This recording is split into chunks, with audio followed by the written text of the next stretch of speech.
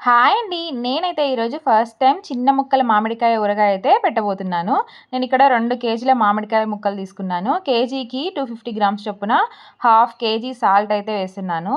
ఇంకా కారం వచ్చేసి కేజీకి 150 గ్రామ్స్ చొప్పున 300 గ్రామ్స్ కారం అయితే యాడ్ చేశాను.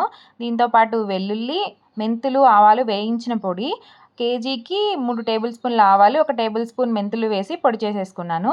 వీటన్నిటిని మంచిగా మిక్స్ చేస్తే మనకు ఒక హాఫ్ అన్ అవర్ తర్వాత ఉప్పు అంతా కరిగి మంచిగా మామిడికాయలతో మిక్స్ అయిపోయి ఇలా కొంచెం గుజ్జు గుజ్జుగా వస్తుంది. ఇప్పుడు దీనికైతే మనము పోపు పెట్టేసుకోవాలి. నేనైతే 2 కేజీల మామిడికాయ ముక్కలకి కేజీ వేరుశనగ నూనె అయితే వేడి చేసుకుని అందులో ఆవాలు, జీలకర్ర వేసి పూర్తిగా ఆయిల్ అంతా కంప్లీట్‌గా చల్లారిన తర్వాత మామిడికాయ ఊరగాయలో కలిపేసుకుంటున్నాను. ఆయిల్ అనేది కొంచెం వేడిగా ఉన్నా గానీ అస్సలు మనం మామిడికాయలో వేయకూడదనమాట. కంప్లీట్‌గా చల్లార్చుకొని ఇందులో వేసి బాగా కలుపుకొని ఒక 3 రోజులు మంచిగా ఊరబెట్టామంటే టేస్టీ మామిడికాయ ఊరగాయ అయితే రెడీ అయిపోతది. స్మెల్ అయితే భలే వచ్చింది. నేను ఇంతకుముందు పెద్ద మామిడికాయ ముక్కలతో చాలా సార్లు పెట్టాను. ఇదైతే ఫస్ట్ టైము.